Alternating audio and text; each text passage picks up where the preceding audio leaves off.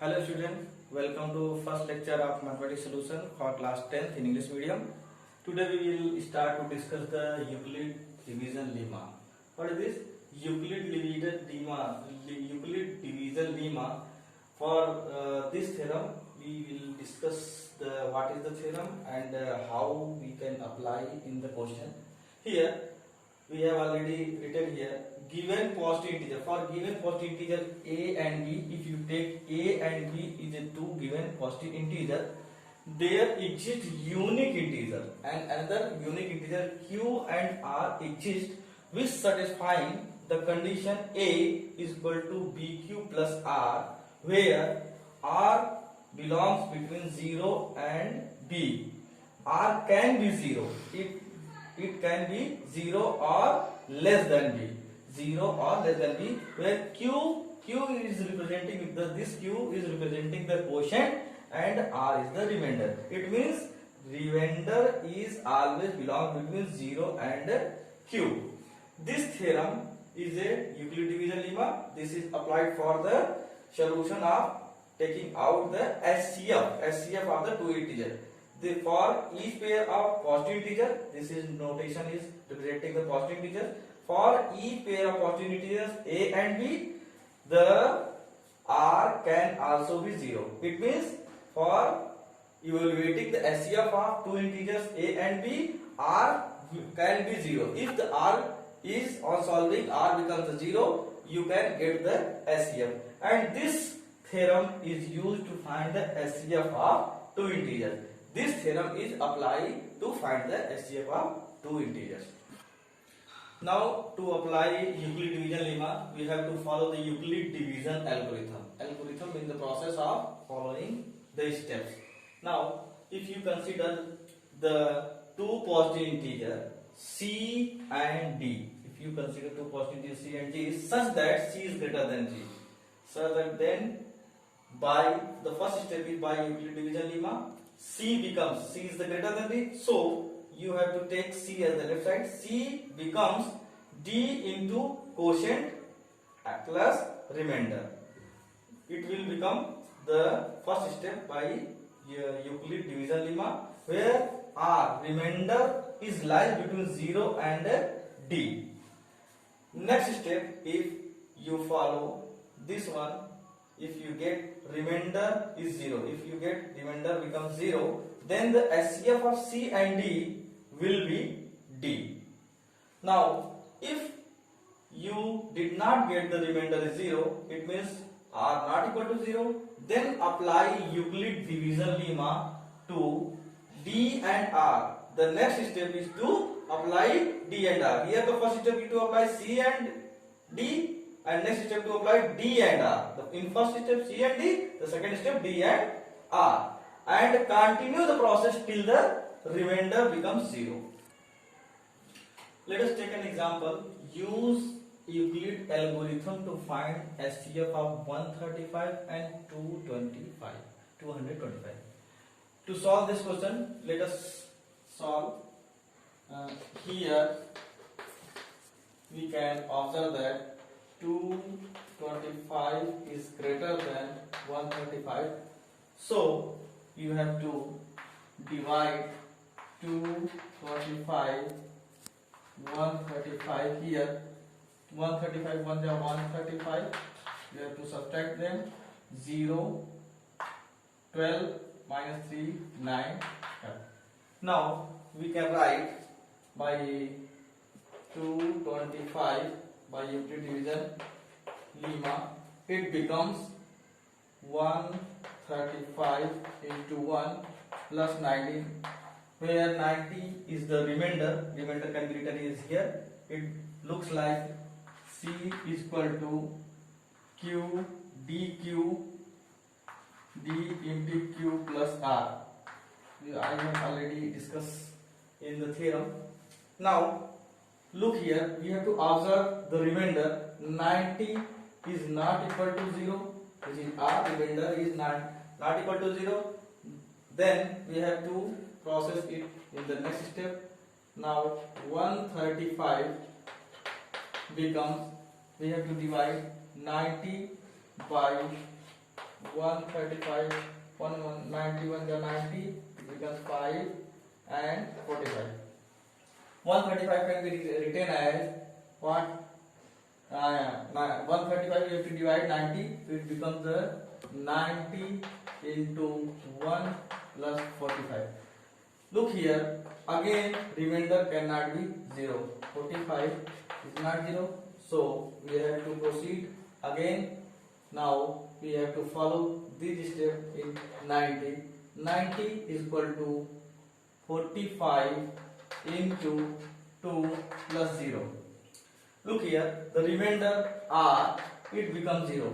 So we have to observe that on dividing 45 by, it becomes the remainder 0. So we have to match them, 45, 45. These are the remainders which become the quotient. When dividing by 45, it becomes a 0. Thus,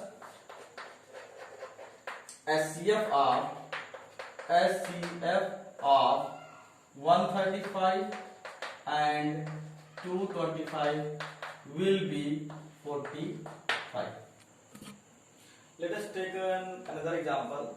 Here is the question. So that any positive integer is of the form 6q plus 1, 6q plus 3 or 6q plus 5, where q is the some positive integer. Let us consider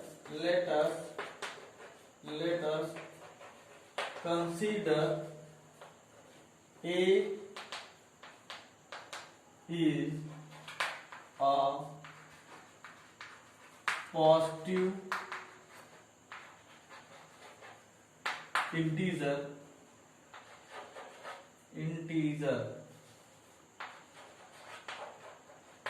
Now look here, A can be is in the form of 6q plus 1, 6q plus 3 or 6q plus 5. If you carefully observe, here is the quotient q, here is the quotient 6. 6 is the quotient of q, and here again 6 is the quotient of q. In this term 6 is the quotient of q. So B becomes C, which is the positive integer. Now the condition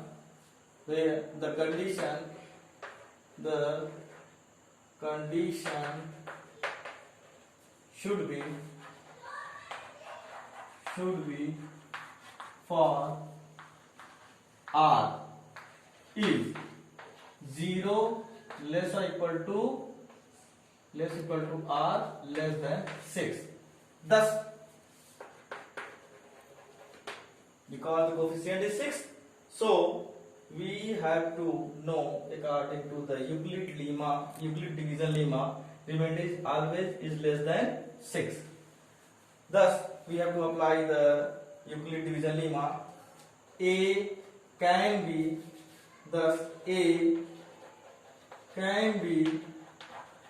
written as 6q plus 0.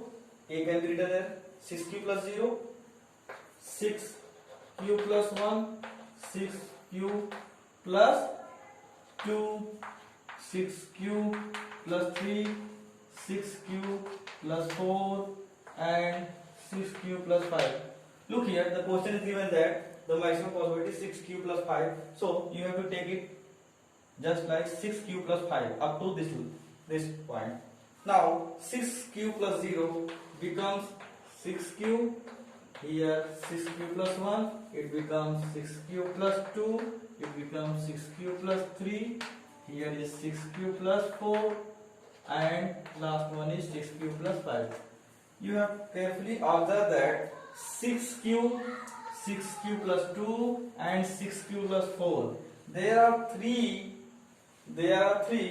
integers which can be divisible by 2. Look here, 6 can be divisible by 2, so 6q is divisible by 2. 6q plus 2, if you take 2 as a common, it can also be divisible by 2. And if you take 2 as a common in 6q plus 4, it can also be divisible by 2. So these three r's are thus these three numbers 6q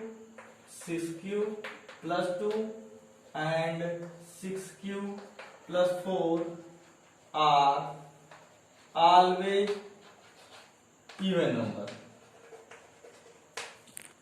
Thus, we can say that the other than this even number, the rest one is 6 cube plus 1. This one is the 6 cube plus 1, 6 cube plus 3, and 6 cube plus 5. 6 cube plus 1, 6 cube plus 3, and 6 cube plus 5 are always odd number. So look here, the any positive integer is in the form of 6 cube plus 3, 6 cube plus 5. You can prove that 6 cube plus 1, 6 cube plus 3, 6 plus 5 are always odd number. That's the solution. Let us come to the next topic, fundamental theorem of arithmetic.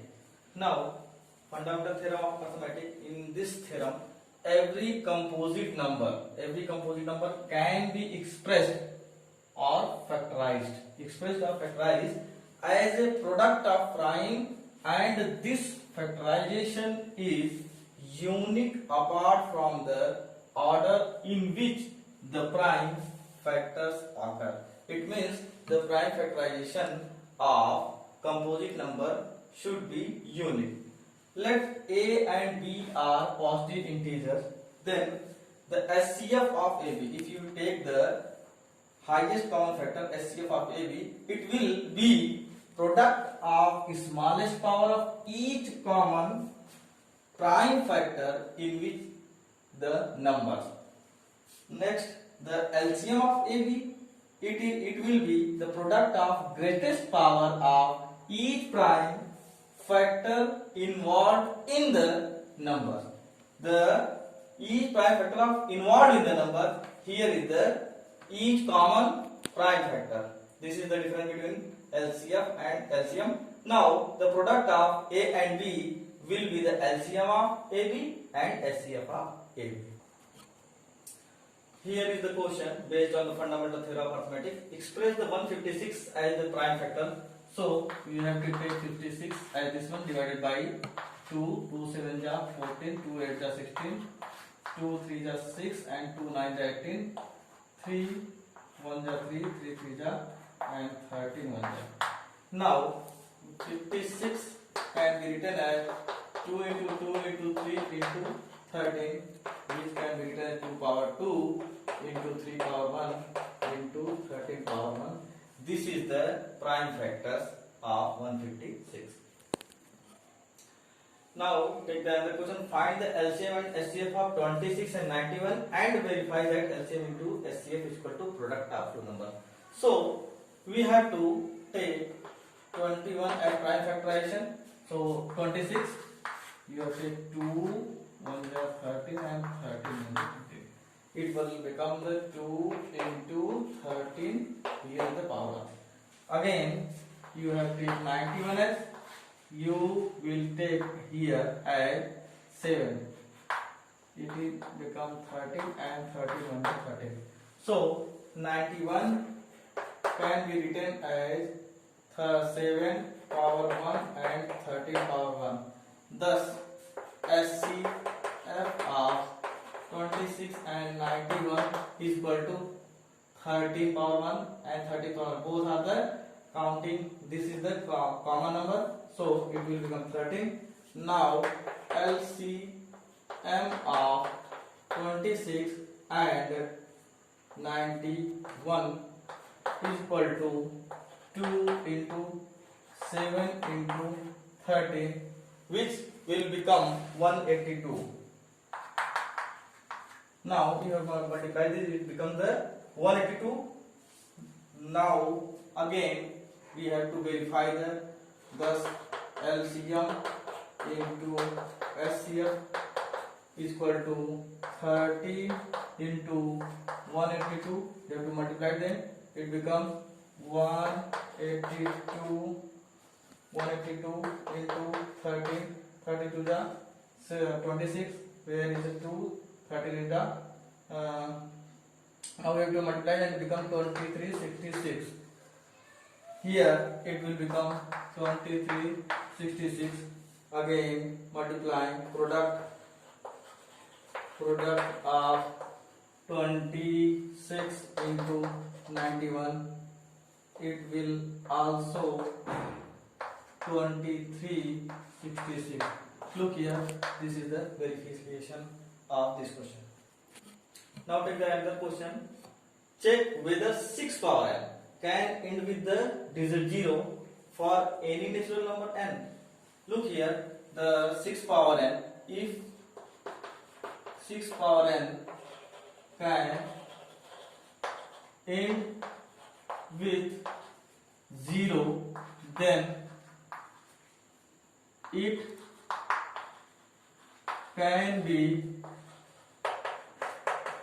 divisible by 5. But let us take 6 power n, n is the natural number, so in 6 power n we have n can be 1, 2, 3 dot dot dot. So firstly take 6 power 1 is equal to 6, 6 power 2 is equal to 6 into 6 into 6. Here you have the prime factorization of 6 is equal to 2 into 3, and here 6 into 6 becomes the 2 into 2 into 3 into 3. Again 6 power 3 is equal to 6 into 6 into 6. It means it becomes 2 into 2 into 2 into 3 into 3 into 3. Look here, in all the observation it cannot be end with the 0. It means which can not divided by 5 or cannot be divisible by 5. Cannot be divisible by 5. Look here, in the second option 2 into 2 into 3 into 3, it cannot be again end with the 0, so it can also not divisible by 5. Look here, in the third option it cannot be divisible by 5 because it cannot end with the 0. In the same context, if you move continuously on the next natural number, 6 power n can be written as 6 into 6 into 6 means 2 power n into 3 power n, which cannot be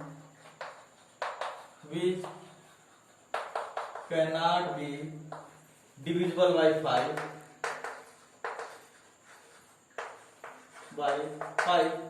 Hence 6 power n cannot